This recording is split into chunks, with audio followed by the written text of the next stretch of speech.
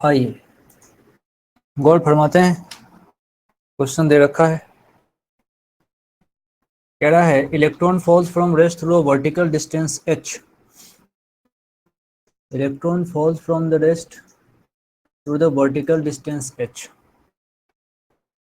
In uniform and vertically upward direction. कह रहा है electron falls from rest through a vertical distance h, बहुत बढ़िया, in a uniform vertically upward directed electric field. इसका मतलब जो हमारे पास uniform and vertically upward directed electric field की बात कर रहा है। इलेक्ट्रिक फील्ड एक तो यूनिफॉर्म है और दूसरा वर्टिकली अपवर्ड डायरेक्टेड है। बड़ी अच्छी बात है, तो बड़ी अच्छी बात है ये तो।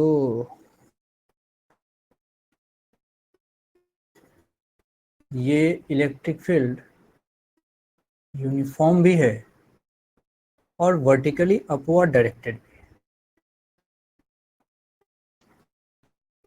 इस तरीके से। अब इसके अंदर कोई इलेक्ट्रॉन तुम गिरा रहे हो, ये इलेक्ट्रॉन इसके अंदर वर्टिकली फॉल करता है, और वो कितना फॉल करता है, तो h हाइट तक फॉल करता है वर्टिकली। सही है भाई, कोई दिक्कत नहीं है। अब तुमको इसमें अच्छी बात बताता हूं कि जरा सोच के देखो, अगर मैं बात करूंगा कि भाई अगर हमारे पास वर्टिकली फॉल की बात हो रही है तब तो u तो वैल्यू 0 है, वर्टिकली फॉल की बात है तब तो u हमारा 0 है, और हमको पता है F बराबर ma होता है, और यही यही QE के बराबर होता है। यहाँ से अगर मैं एक्सीलरेशन निकालने जाऊंगा तो सीधा सीधा QE अपॉन m हो जाएगा, QE अपॉन m हो जाएगा। ये बात मुझे समझ में आनी चाहिए। मास किसका? इलेक्ट्रॉन का, जो गिर रहा है। अच्छा, सोच के देखो, अगर मेरे से h पूछा जाए तो मैं तो सीधा सीधा फॉर्मूला लगाऊंगा, S equals to u t plus half a t square, S equals to u t plus half a t square. तो अब जरा ध्यान से देखना, एच, एस को इसने एच बोला है, फॉल कराया तो यू 0 प्लस हाफ, ए नहीं, ए के जगह पे जो वैल्यू है मेरे पास वो कौन है? Q E upon M E, ये देखो।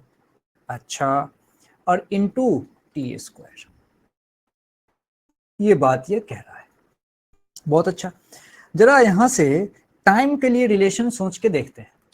तो देखो भाई, कांस्टेंट की अगर बात करते हो तो पहले तो चलो टी स्क्वायर की वैल्यू अपन निकालते हैं। तो टी स्क्वायर की वैल्यू क्या आ रही है? ये आ गया 2h। अच्छा, और साथ में एम ई, देखो क्रॉस मल्टीप्लाई कर रहा हूं, और नीचे कौन? नीचे हमारा क्यू ई। अब अच्छी बात सोच के देखो, ये हो क्या रहा है, पेन मेरा थोड़ा आउट ऑफ कंट्रोल हो रहा है। 2 मिनट का समय दीजिएगा, 2 मिनट का समय दीजिएगा।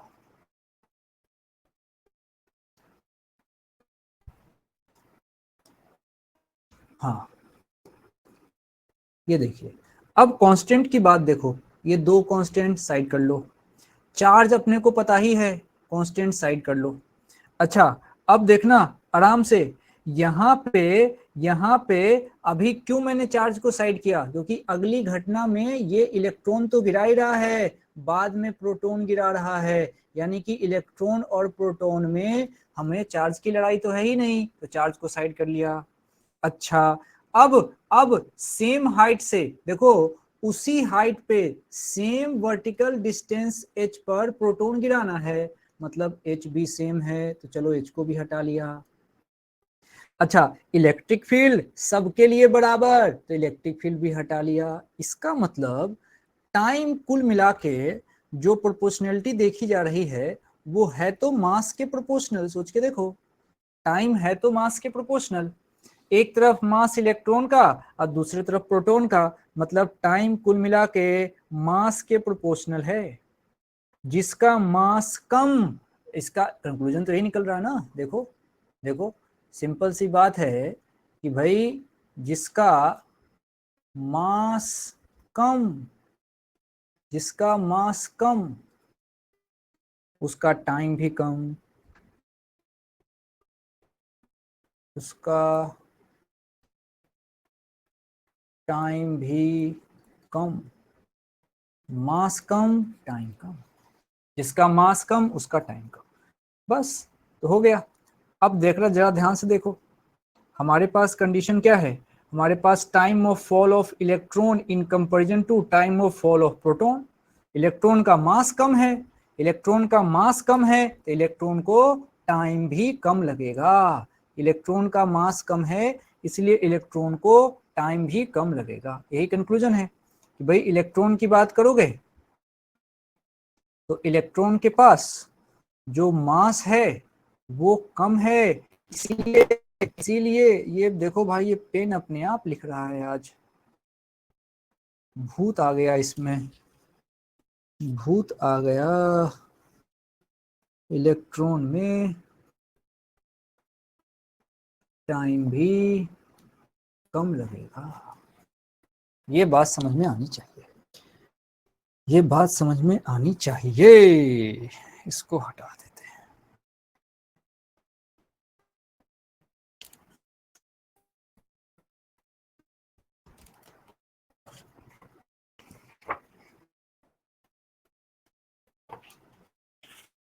दो मिनट का समय दीजिएगा।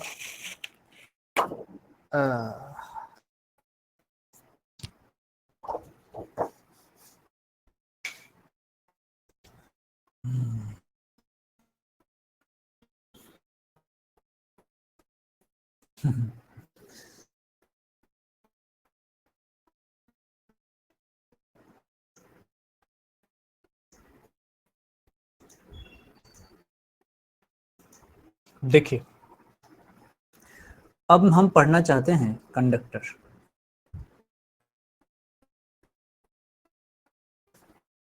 कंडक्टर के बारे में बात करना चाहते हैं, आराम से समझिएगा, एक एक चीज पे ध्यान दीजिएगा, कंडक्टर पे चर्चा कैसे कैसे होगी। कंडक्टर के केस में सबसे इंपॉर्टेंट बात यह है कि इसके अंदर कोई इलेक्ट्रिक फील्ड होता ही नहीं है। कंडक्टर के अंदर कोई इलेक्ट्रिक फील्ड नहीं होता, जो भी हमारे पास इलेक्ट्रिक फील्ड है वो बाहर बाहर रहेगा, इसमें हमको कोई दिक्कत वाली बात नहीं है। हमने गॉस थ्योरम में देख रखा है कि अगर कहीं से कोई इस तरह का कंडक्टर है तो कंडक्टर पे अंदर में ई इनसाइड की जो वैल्यू होती है वो होगी 0। कंडक्टर के अंदर कोई इलेक्ट्रिक फील्ड नहीं होगा। क्यों? क्योंकि भाई तुम जो भी चार्ज दोगे, तुम जानते हो कि सारा चार्ज कंडक्टर के सरफेस पे रहता है, और ये कहानी हम गॉस थ्योरम में पूरा का पूरा पढ़ चुके हैं। ये कंडक्टर की खासियत होती है। अच्छा, इसका मतलब ये है कि अगर मैं जब भी किसी कंडक्टर को डील करूंगा तो चार्ज सिर्फ और सिर्फ उसके सरफेस पे मानूंगा। अब मैं इसी चर्चा को आगे बढ़ाता हूं, ध्यान से आपको समझाता हूं। मान लीजिए मेरे पास कोई इस तरह का एक शेप इसमें इंसर्ट करते हैं, 10 मिनट अब ध्यान से सुनना कि मैं क्या कहने जा रहा हूं। एक इस तरह का मेरे पास शेप है, बिल्कुल नॉर्मल सा शेप रखते हैं, इस तरह का एक शेप रखते हैं, जरा ध्यान से इसको सुना जाए आराम से। देखिए, अब ये हमारे पास कोई भी एक कंडक्टिंग शीट कह लो इसको, और इस कंडक्टिंग शीट को हमने क्यू चार्ज इस कंडक्टिंग शीट में दिया है। आराम से समझिएगा, हमने इस कंडक्टिंग शीट को क्यू चार्ज दिया है। ये क्यू चार्ज हमने इसको प्रोवाइड किया है, शीट को क्यू चार्ज प्रोवाइड किया है। ठीक है, शीट है, क्यू चार्ज प्रोवाइड किया। अच्छा, मजे से देखना, इसके इस सरफेस पे माना पॉजिटिव चार्ज आया, ये सरफेस पे पॉजिटिव चार्ज आया। अच्छा, हम ये मानते हैं कि इस सरफेस के हिस्से में जो चार्ज आया उसका अमाउंट x है। अच्छा, तो पूरा चार्ज जो Q है, तो इसके दूसरे वाले सरफेस के हिस्से में जो चार्ज आया होगा वो Q माइनस एक्स आया होगा, Q माइनस एक्स आया होगा। ये बात मुझे समझ में आती है, इसमें कहीं से कोई दिक्कत वाली बात नहीं है। अच्छा, अब क्या करो, ध्यान से देखना आप आराम आराम से। एक पॉइंट हम कंसीडर कर रहे हैं बीच में, यहां देखो एक पॉइंट यहां बीच में रखा और उस पॉइंट का नाम रखा P, उस पॉइंट का नाम रखा P। अब एक सवाल तुमसे पूछता हूं कि भाई P पॉइंट पर इलेक्ट्रिक फील्ड कौन कौन देगा? P पॉइंट पर इलेक्ट्रिक फील्ड कौन कौन देगा, ये मेरे मन में एक सवाल आया। बिल्कुल घबराना मत, हम आराम से इसको दोबारा भी पढ़ लेंगे, बस सुनते जाओ। 50% की बात समझ में आ जाती है तो अपना काम बन जाएगा। P पॉइंट पर इलेक्ट्रिक फील्ड कौन कौन देगा? तो भाई आंसर है दोनों देंगे, आंसर है दोनों देंगे। P पॉइंट पे इलेक्ट्रिक फील्ड कौन कौन देगा? तो आंसर है दोनों देंगे। दोनों कौन? भाई अब तुम गौर से देखो, एक का चार्ज कितना है x, तो x चार्ज वाला एरिया, x चार्ज का साइड, अच्छा दूसरा तरफ क्या है q माइनस एक्स। तो अपने को कंडक्टिंग शीट का एक फॉर्मूला याद आ रहा है कि भाई कंडक्टिंग शीट जो इलेक्ट्रिक फील्ड देता है, कंडक्टिंग शीट जो इलेक्ट्रिक फील्ड देता है, उसका फॉर्मूला अपने को याद आया शीट का, अगर याद हो तो बताना, सिग्मा अपॉन 2 एप्सिलॉन नॉट। ये किसके लिए है? ये तो शीट के लिए है, शीट के सामने electric field sigma upon epsilon not, 2 epsilon not. अच्छा अब देखो अच्छी बात, जिस पॉइंट पर मुझे इलेक्ट्रिक फील्ड का डायरेक्शन चाहिए होगा वहां अपने मन से एक test charge plus Q naught रख दूंगा। प्लस क्यू नॉट मैंने अपने मन से एक टेस्ट चार्ज यहाँ पे रखा है, अपने मन से रखा है।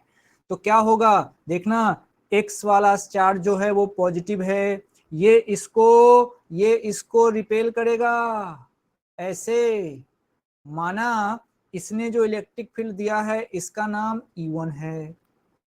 अच्छा तो Q माइनस एक्स वाला चार्ज भी पॉजिटिव है और यहाँ का टेस्ट चार्ज भी पॉजिटिव है, तो ये भी रिपेल होगा इससे और इधर जाएगा। ये कहानी होगी इसकी E2 की। दोनों बराबर बिल्कुल नहीं होंगे, E1 E2 बराबर हो ही नहीं सकता, क्योंकि क्योंकि क्योंकि यहाँ पे चार्ज अलग अलग है। लेकिन मेरा दिमाग यहाँ चलेगा, मेरा दिमाग यहाँ चलेगा कि भाई ये देखो ये क्या था, कंडक्टर था, कंडक्टर के अंदर, कंडक्टर के अंदर ई इनसाइड पक्का 0 होना चाहिए, ई इनसाइड 0 होना चाहिए। अब दिमाग चलेगा कि भाई ई किसके किस कारण आया था, तो एक आया था E1 के कारण, दूसरा आया था E2 के कारण। अब मजबूरी हो गई कि भाई कंडक्टर की प्रॉपर्टी वैलिड होने के लिए इसका 0 होना कंपलसरी है। तो भाई E1 की बात और E2 की बात करके इसको 0 करेंगे, तभी जाके यहां से मैं x की वैल्यू बता सकता हूं, फिर वहां से एक बढ़िया रिजल्ट आएगा। चलो E1 लिखते हैं, देखना क्या मैं सही हूं। मुझे लिखना है, मुझे E की वैल्यू को लिखना है सिग्मा अपॉन 2 एप्सिलॉन नॉट, ये मुझे लिखना है।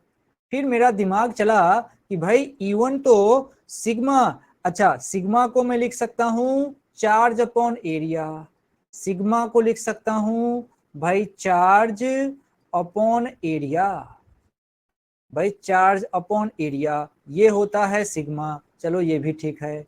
अब अच्छी बात देखो, E1 sigma, sigma upon 2 epsilon not, sigma charge upon area, और पहले वाले सरफेस का चार्ज हमने x माना था, तो x upon area upon 2 epsilon not. अच्छा प्लस में E2 चार्ज, देखना चार्ज कितना है, वो है Q minus x upon area upon 2 epsilon not, जोड़ के कितना 0। इसका मतलब ये हुआ, इसका मतलब ये हुआ कि E1 और E2 का जो सम हमारा 0 आया है। अब आराम से देखो 2 एप्सिलॉन नॉट खत्म, तो यहां से गौर से देखो करके x equals to Q minus X ही तो बच रहा है, और दूसरी भाषा में कह लो कि जो मेरा x है वो है Q/2।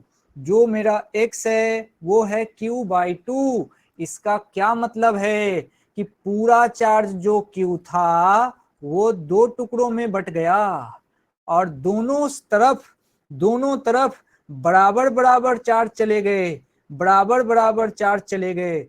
एक तरफ मिला Q/2 और इसको भी मिल गया Q/2।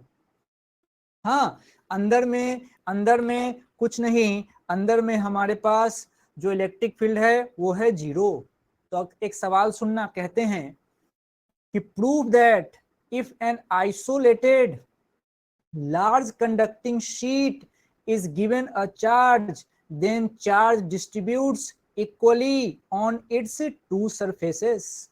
अगर तुम चार्ज क्यू दोगे तो उसमें आइसोलेट का मतलब होता है कि इसके आसपास कोई चार्ज नहीं था, सिर्फ तुमने क्यू दिया तो इस क्यू के बंटवारे हो गए। ये Q/2 बाहर वाले सरफेस को मिल गया है, यानी कि बाहर वाले सरफेस को जो चार्ज मिलता है वो टोटल चार्ज का आधा होता है।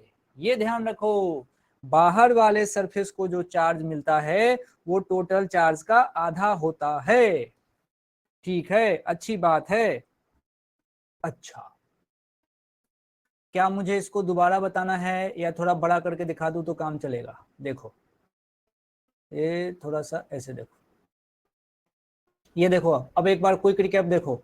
हमने हमने क्या किया था, हमने इसको क्यू चार्ज प्रोवाइड किया और इस क्यू चार्ज से हमने माना कि लेट एक सरफेस के हिस्से में x गया तो बगल वाले के हिस्से में कितना जाएगा, Q-x।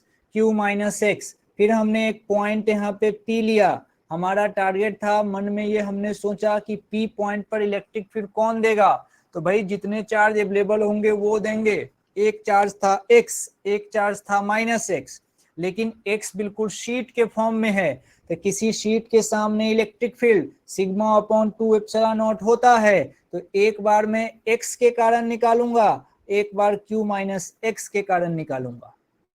अच्छा, डायरेक्शन समझने में कोई दिक्कत नहीं, अपने मन से वहां पे टेस्ट चार्ज डाला। अब देखो, अंदर में चाहिए था, यहाँ डाला टेस्ट चार्ज, नाम है +Q0।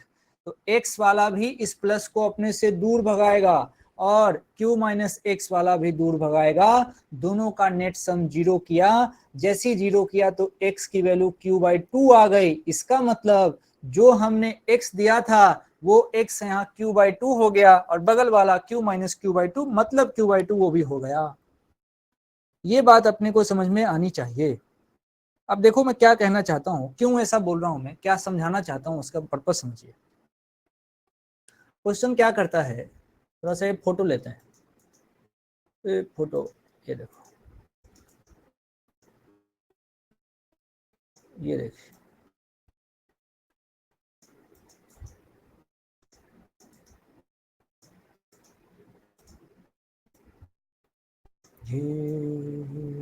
ऐसे रहता है। अब वो कहते हैं कि मान लीजिए इस पे चार्ज -Q है, इसके हिस्से में चार्ज 3Q है और इस पे चार्ज Q है। इस तरीके से देखो क्या है, इसमें लार्ज मेटेलिक प्लेट्स दे रखे हैं 3, जिसमें एक पे चार्ज -Q, एक पे 3Q और एक पे Q है। तो फाइनल चार्ज बताओ सारे सरफेस पे, find final charge on each surface. जितने सरफेस हैं उस पे फाइनल चार्ज बताना है। ये हमारी कहानी है, ये हमारी कहानी। चलिए कोशिश कर सकते हैं तो करिए। फाइनल चार्ज ऑन इस सरफेस चाहिए था, कोशिश कर सकते हैं तो करिए सारे सरफेस पे, और आंसर जब आएगा तो ऑर्डर वाइज लिख के बताना, ऑर्डर वाइज लिख के बताना।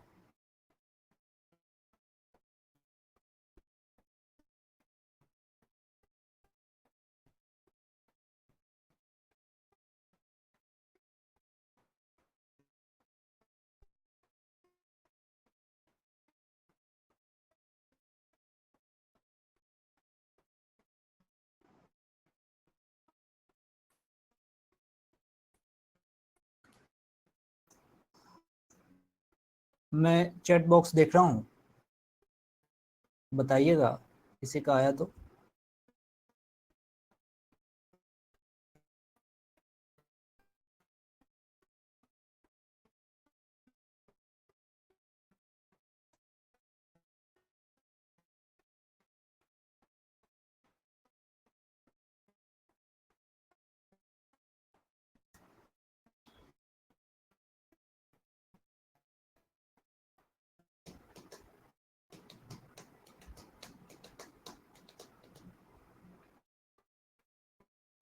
चलिए मैं चेक कर लेता हूँ।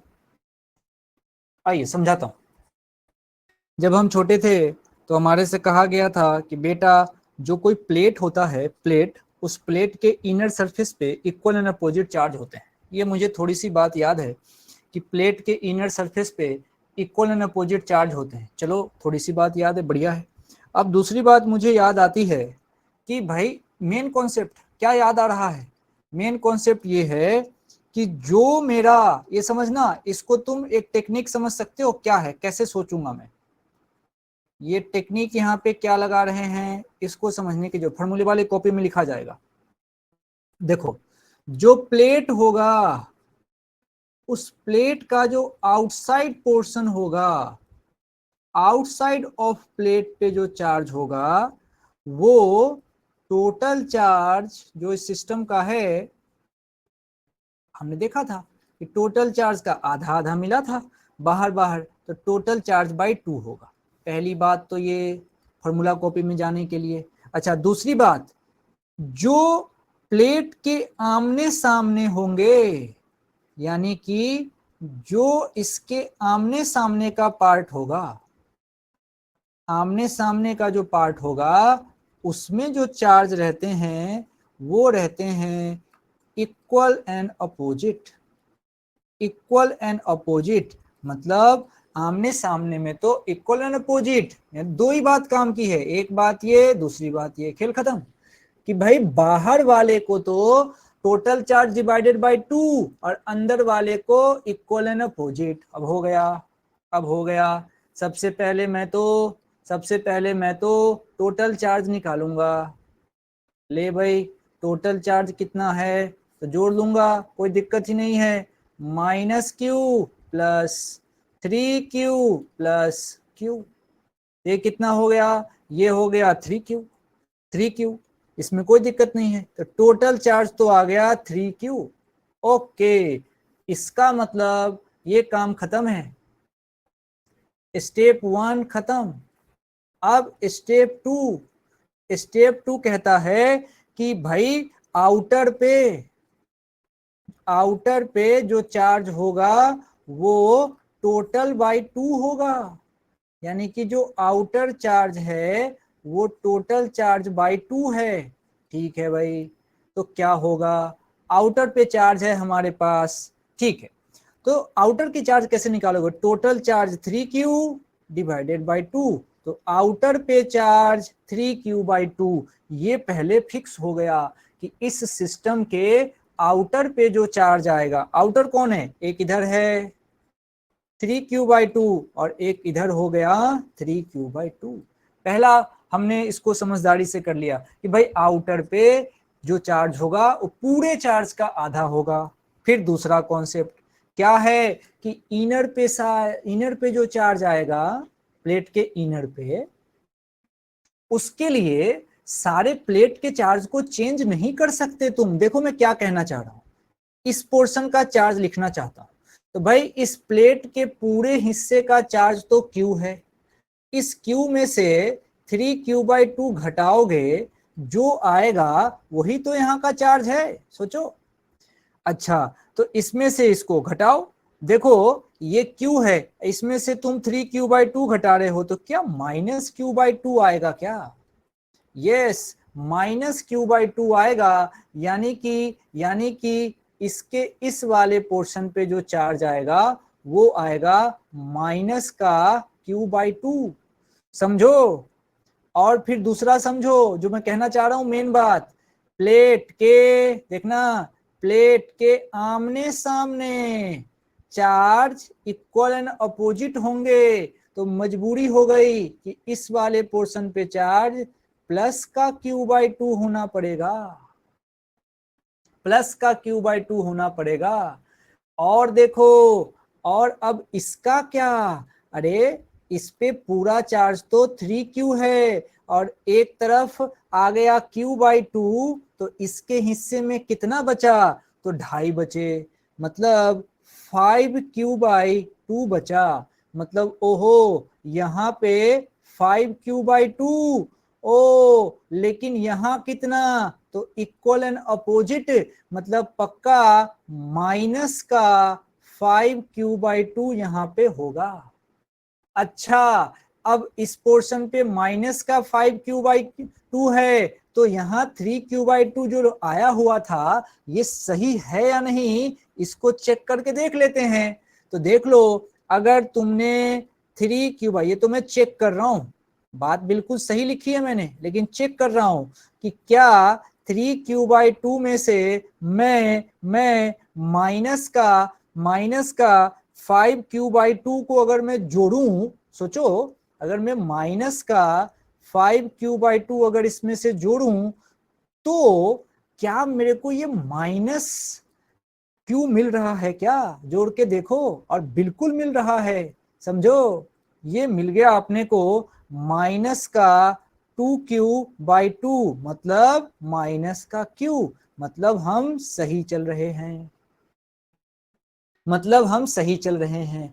एक ही कॉन्सेप्ट, प्लेट के बाहर चार्ज टोटल चार्ज का आधा, और फिर एक एक प्लेट को सॉल्व करो, एक तरफ का चार्ज मिल जाए दूसरे तरफ से उसको घटाओ, फिर बात बनेगी। आओ फिर से समझते हैं, अगले क्वेश्चन से इसको समझते हैं, अगले क्वेश्चन से समझते हैं। एक और क्वेश्चन डालते हैं, बिल्कुल टेंशन लेने का नहीं, ये क्यू चार्ज जैसा लग रहा है।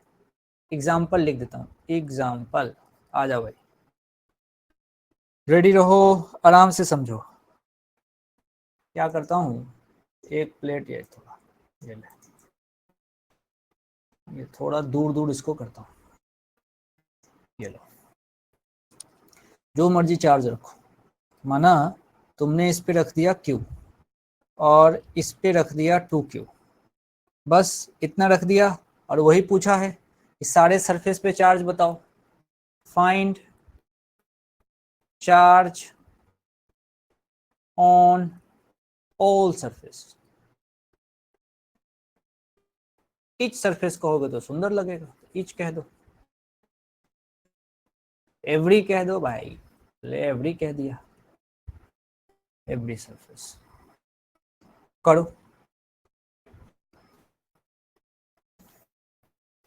करो, मैं देख रहा हूँ चैट बॉक्स में, देख रहा हूँ चैट बॉक्स में।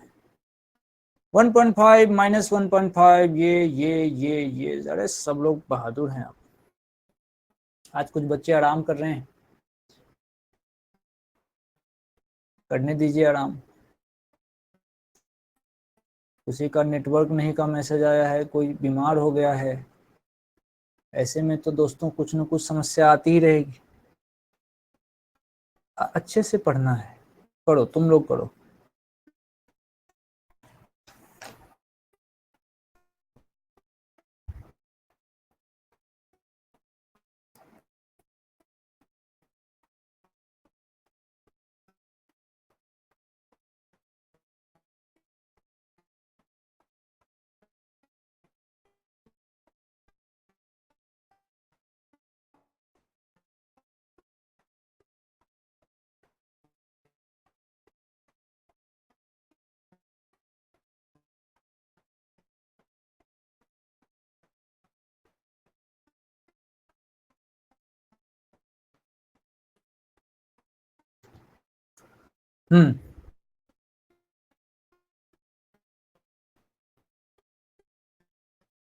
चलिए मिलाते हैं,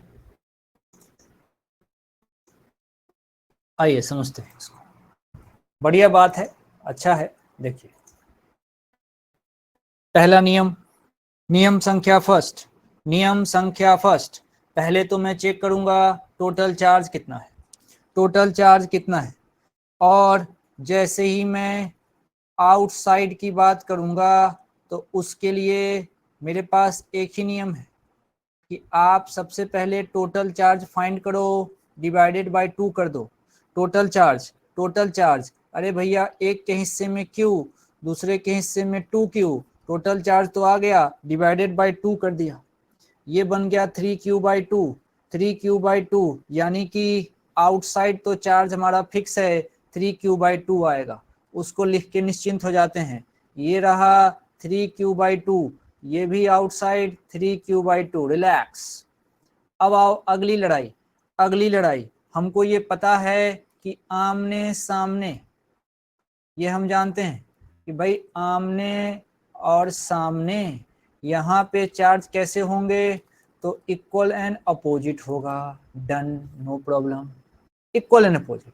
ओके, अब आ जाओ भाई, अब देखो जगह बड़ा बनाया, इसीलिए यहाँ पे करूंगा। क्या बचेगा इसके हिस्से में, भाई 2Q पूरा था, उसमें से उधर वाले सरफेस को 3Q/2 दे दिया, 2 में से 1.5 घटा दो, क्या बचेगा Q/2। मतलब इस वाले के हिस्से में प्लस का Q/2 आया, तो इधर इक्वल एंड अपोजिट मतलब माइनस का Q/2। एक लाइन में कहानी खत्म। कोई कहेगा चेक कर लेते हैं, अरे कर लो ना, चेक कर लो एक बार, क्या जाता है, चेक करो। 3Q/2 इसके इस सरफेस पे है, और उधर वाले में तुमने कहा कि -Q/2 है, दोनों को जोड़ लो ना, 1.5 में से आधा और घटा दो, एक ही तो बचेगा। तो चेक कर लो, मन खुश हो जाएगा कि हमारी तकनीक सही चल रही है। एकदम सटीक उपाय है कि भाई पहले पहले बाहर का निकाला और बात बन जाएगी। अच्छी बात है, ये अच्छी बात है, कहीं से कोई दिक्कत वाली बात नहीं है। तो इस तरीके से हम इसमें बढ़िया काम कर सकते हैं, बढ़िया काम कर सकते हैं, तरीके से चीजों को समझ सकते हैं।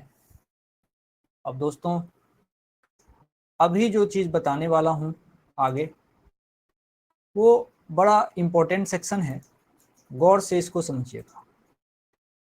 थोड़ा सांस ले लीजिए, थोड़ा सांस ले लीजिए, गौर से इसको समझना है जो मैं कहने अभी जा रहा हूं।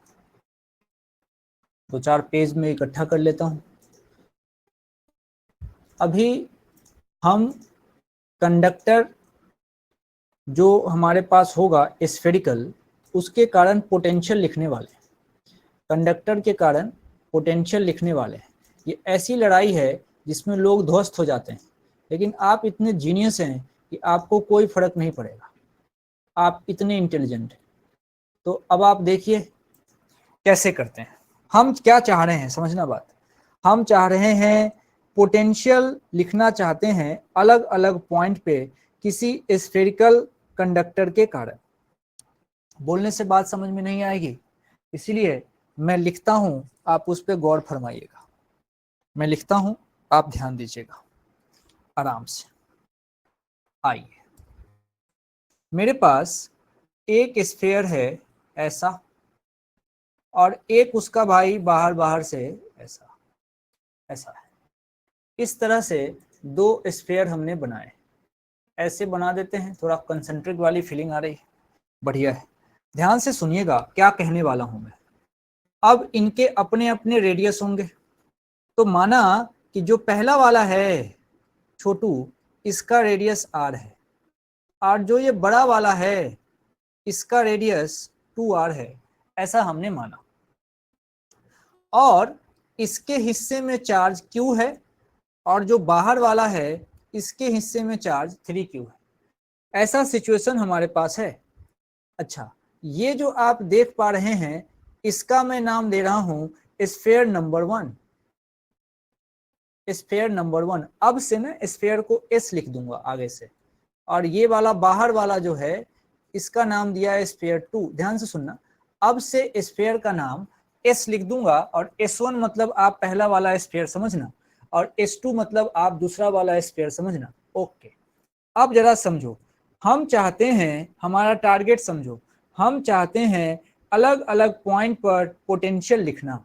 अब देखो क्या कर रहे हैं, हमने एक पॉइंट यहां लिया हुआ है और इसका नाम दे दिया है पॉइंट नंबर 1, और एक पॉइंट यहां ले लिया है, इसका नाम रखा है पॉइंट नंबर 2।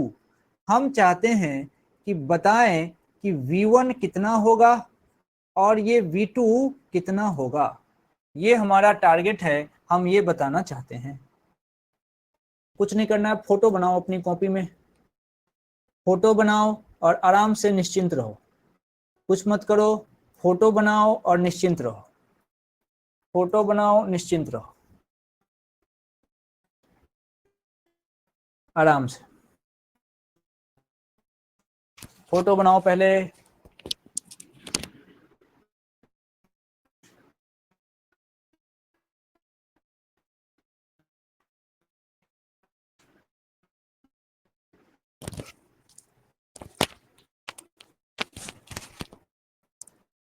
आओ, ठीक है, बना लिया आपने। अब समझिएगा, हमारा टारगेट है दोनों पॉइंट पे पोटेंशियल लिखना। अब बात यह है, पहले तो मैं इस डायग्राम को बड़ा कर देता हूं, जिसको आप गौर से देखते भी रहेंगे। थोड़ा सा इसको, कहाँ भाग गया भैया, अरे भैया नीचे आ जा। हाँ देखिए,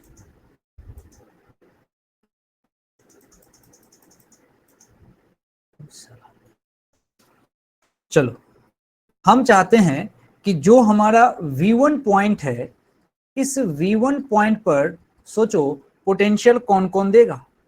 V1 पॉइंट कहाँ है, देखो ये है V1 पॉइंट, आपको दिख रहा होगा। इस 1 पॉइंट पर पोटेंशियल कौन कौन देगा, तो जवाब आएगा दोनों देंगे, दोनों देंगे, सुनो दोनों देंगे। स्फेयर नंबर 1 भी देगा और स्फेयर नंबर 2 भी देगा। इसको तुम समझ लो तो मजा आ जाएगा। स्फेयर नंबर 1 भी देगा और स्फेयर 2 भी देगा। जिस भी पॉइंट पर पोटेंशियल लिखना हो, हमेशा पूछो कि उस पॉइंट पर पोटेंशियल कौन कौन देगा। ये लिख लो, जिस पॉइंट पर पोटेंशियल पूछा जाए तो हमेशा खुद से पूछो कि उस पॉइंट पर पोटेंशियल कौन कौन देगा। जिस पॉइंट पर पोटेंशियल पूछा जाए, हमेशा खुद से पूछो कि उस पॉइंट पर पोटेंशियल कौन कौन देगा। ये बात काम की है। अच्छा अच्छा, इसका मतलब यहां से कुछ बात हमको सीखनी पड़ेगी, यहां से कुछ बात हमको सीखनी पड़ेगी। वो बात मैं आपको पहले सिखा देता हूं, तब हम इस क्वेश्चन पे आएंगे।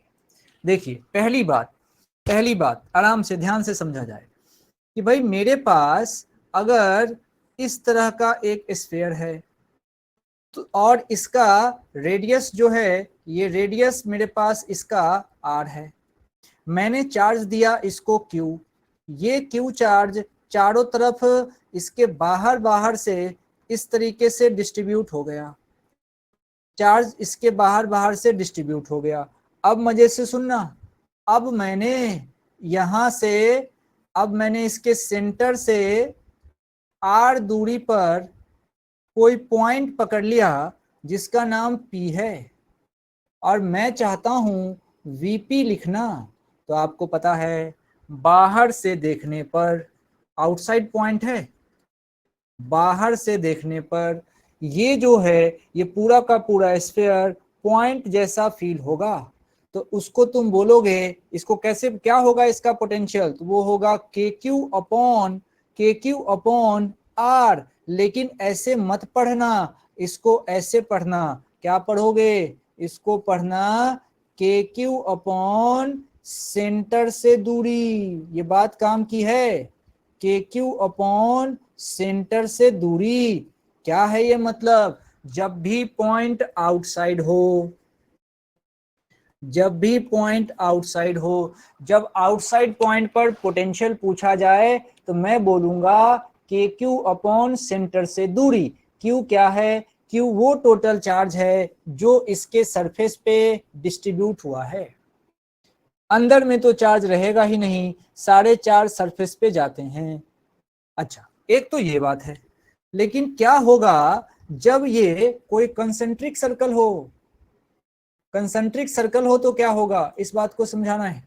देखिए, मान लिया जाए एक सर्कल ऐसा है और दूसरा उसी का भाई ऐसा है। अच्छा, दो कंसेंट्रिक सर्कल हैं। अच्छा, रेडियस अलग अलग हैं, एक रेडियस a मान लिया, दूसरा रेडियस ये है, इस रेडियस को बी मान लिया मजे से। अच्छा मानो चार्ज देते हैं, इसके हिस्से का चार्ज Q1 छोटू का और बड़ू का चार्ज Q2। अब कुछ पॉइंट पकड़ते हैं। मान लीजिए कि हमने एक पॉइंट लिया है यहां और इस पॉइंट का नाम है P। अच्छा मेरे से पूछा जा रहा है कि Vp क्या होगा। ये टारगेट है कि P पॉइंट पे पोटेंशियल क्या होगा, P पॉइंट पे पोटेंशियल क्या होगा। अब आप समझो, खुद से पूछो, P पॉइंट पर पोटेंशियल कौन कौन देगा, P पॉइंट पर पोटेंशियल कौन कौन देगा। तो आंसर मिलेगा कि भैया यहां तो स्फीयर नंबर 1 भी देगा और साथ में जोड़ना पड़ेगा किसका, स्फीयर नंबर 2 का भी, स्फीयर नंबर 2 का भी। ओहो मजे से सोचेंगे अब ध्यान से। अब ये अब तुम गौर से सुनो, अब तुम गौर से सुनो। ये जो स्फीयर नंबर 1 है ये कौन है, ये स्फीयर नंबर 1 ये है, लाल पेन से बना रहा हूं ध्यान देना। ये है स्फीयर नंबर 1 और स्फीयर नंबर 1 के लिए ये P पॉइंट बताओ कहां है, कहां है, उसके सरफेस पे है, इनसाइड है या आउटसाइड है। सरफेस पे का S, आउट का O, इनसाइड का I। लिख के बताओ, लिख के बताओ। स्फीयर 1 के लिए वो P पॉइंट कहां है, लिख के बताएं सब लोग।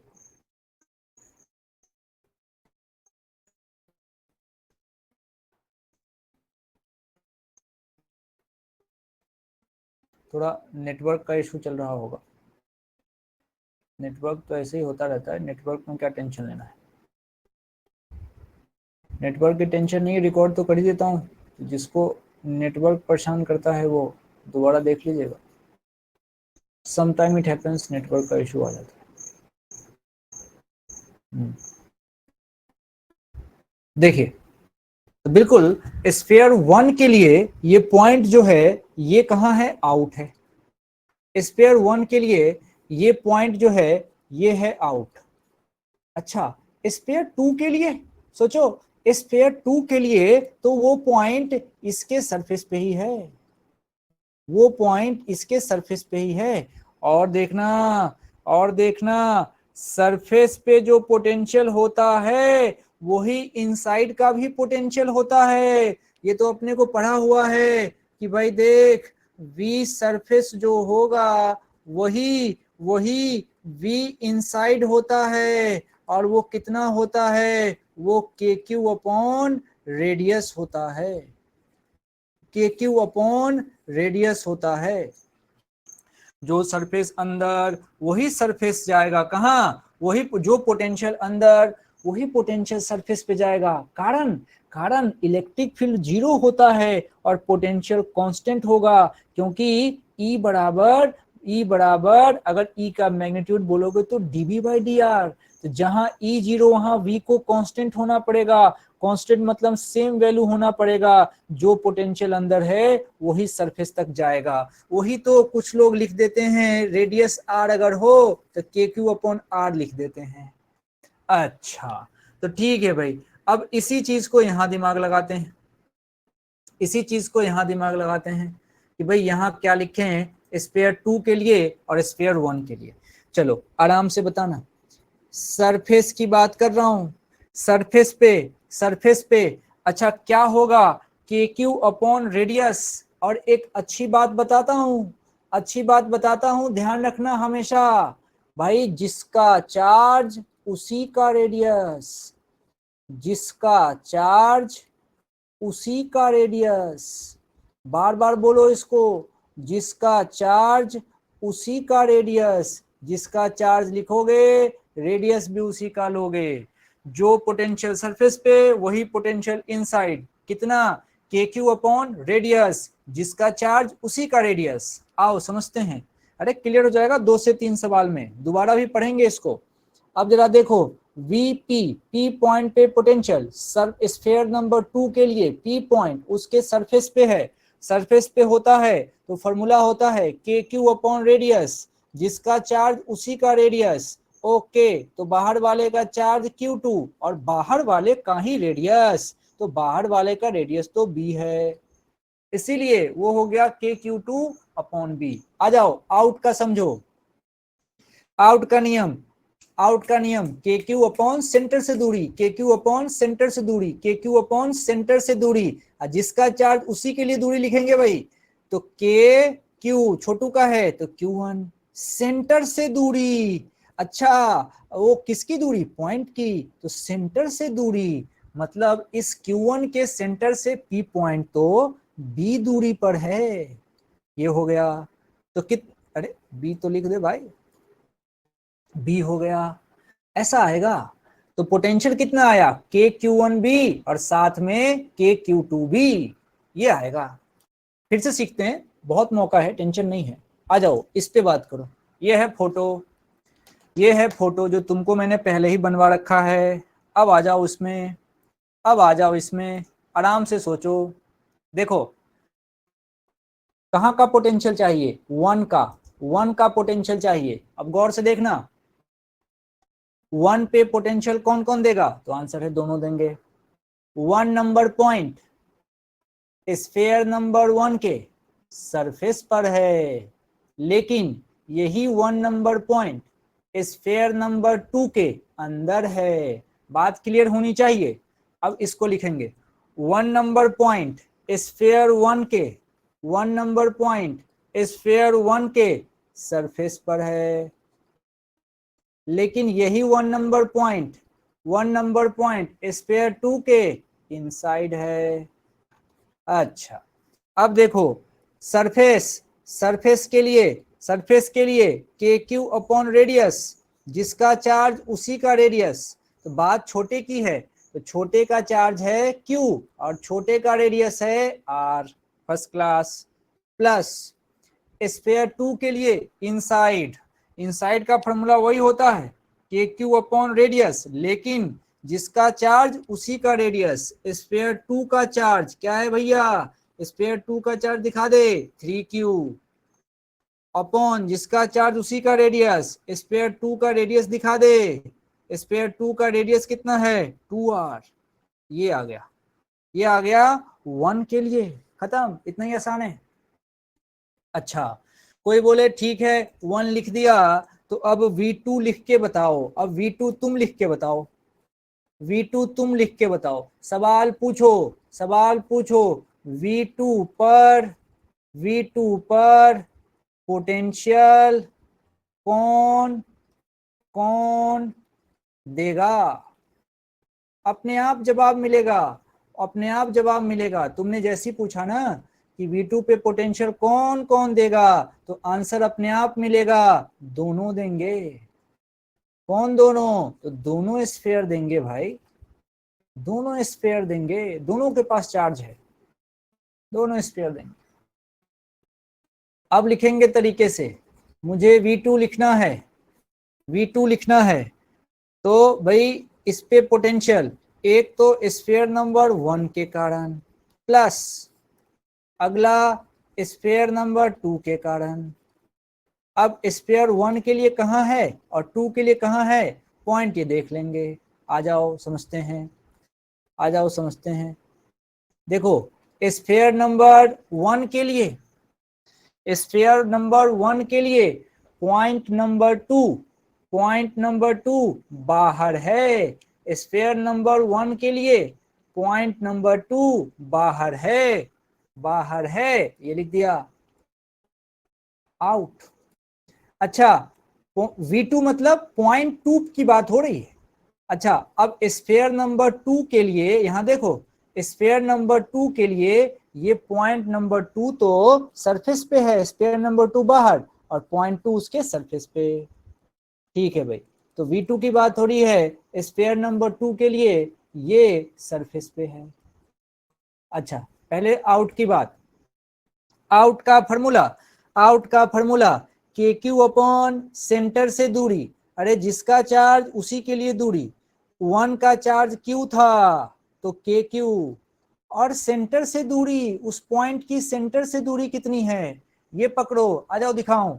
ये देखो 2 नंबर पॉइंट तो ये रहा, आराम से देखो, दिस इज 2 नंबर पॉइंट, ये रहा 2 नंबर पॉइंट, और सेंटर से दूरी ये है सेंटर, तो सेंटर से दूरी तो 2r है, सेंटर से दूरी तो 2r है, तो kq upon 2r, kq upon 2r, plus का साइन लगेगा।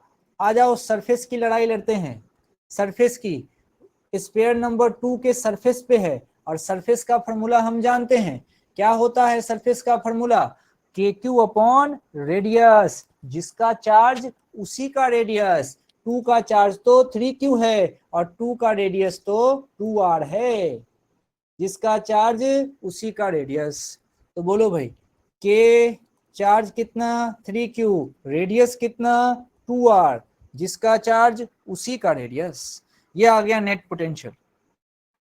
ऐसे लिखते हैं पोटेंशियल, ऐसे ही लिखा जाता है, कोई टेंशन वाली बात नहीं है, बिल्कुल ऐसे ही पोटेंशियल लिखा जाता है। इसको आज खत्म नहीं कर रहा हूं, इसको टू बी कंटिन्यू रख रहा हूं, यहीं से बात आगे बढ़ाऊंगा। 2-3 मौके मिलेंगे, फिर कैविटी वाला केस कराऊंगा, फिर मजा आएगा, शेयरिंग वाला, शेयरिंग चार्ज का पढ़ाऊंगा, चार्ज शेयर कैसे होते हैं, इतनी चीजें जब आपको बता दूंगा, शेयरिंग ऑफ चार्ज, कैविटी, ये वो, अब कुछ बचेगा ही नहीं। हमने मेजर पोर्शन खत्म कर लिए, अब क्या बचेगा, इलेक्ट्रिक फील्ड क्या होता है और कूलम्ब्स लॉ क्या होता है और बेटा चार्ज कैसे करते हो, चैप्टर खत्म है।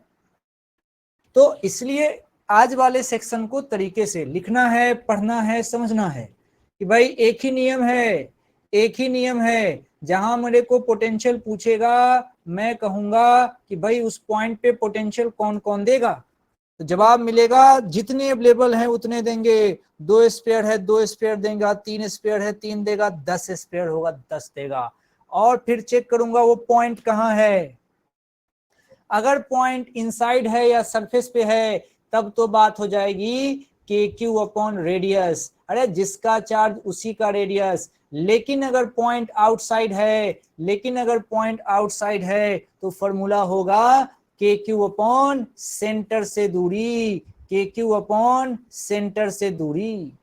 सेंटर से दूरी बोलना बहुत जरूरी है, ये छोटा आर बड़ा आर बोलने वाले लोग गधे होते हैं, डोंट बी अ गधा, ऑलवेज से सेंटर से दूरी।